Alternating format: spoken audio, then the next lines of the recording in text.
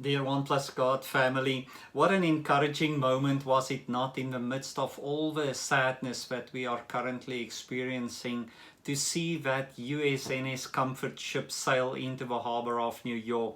And I wondered a little bit if that same white hospital with red crosses was being built in the city, if it would have had quite the same impact. But the fact, I think, that as you look over all of this sadness, and there on the sea you see this incredible beacon of hope, it just made a world of difference. We find something similar in the book of Hebrews today, and I was hoping that this would also give you hope in this time. We read in Hebrews 6 that God is coming to Abram, and he says to Abram, I want you to remember who is behind the promises. As you look out over your life, you might see that you don't have the descendants yet. You don't have all this wonderful fruit coming from the country that I've called to you yet. But as you look over this, please notice and remember that behind the promises is me. I am the guarantor. I'm the one that's going to guarantee these promises.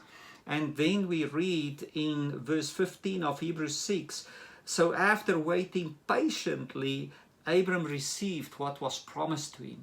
I want to encourage you, dear One Plus God family, not to only focus on the numbers and the hospital beds and the protective gear and the sadness of empty shelves, or getting that letter that you lost your job either permanently or partially.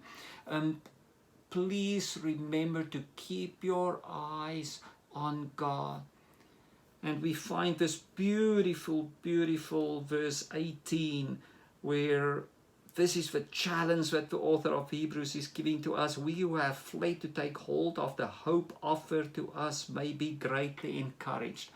May you be greatly encouraged by fleeing to take a hold of the hope that God is guaranteeing to you today. We read in verse 19, we have this hope as an anchor for the soul, firm and secure.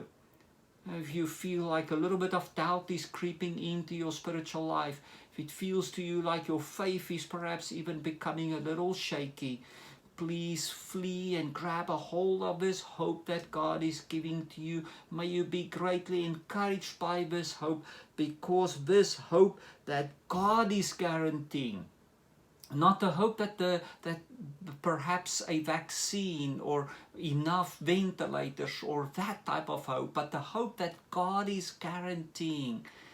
Be encouraged by the fact that this hope is an anchor for your soul, firm and secure. We are praying for you. You are not alone. God is with you, and He has a great hope that you can hang on to. Be encouraged by that. May you be blessed.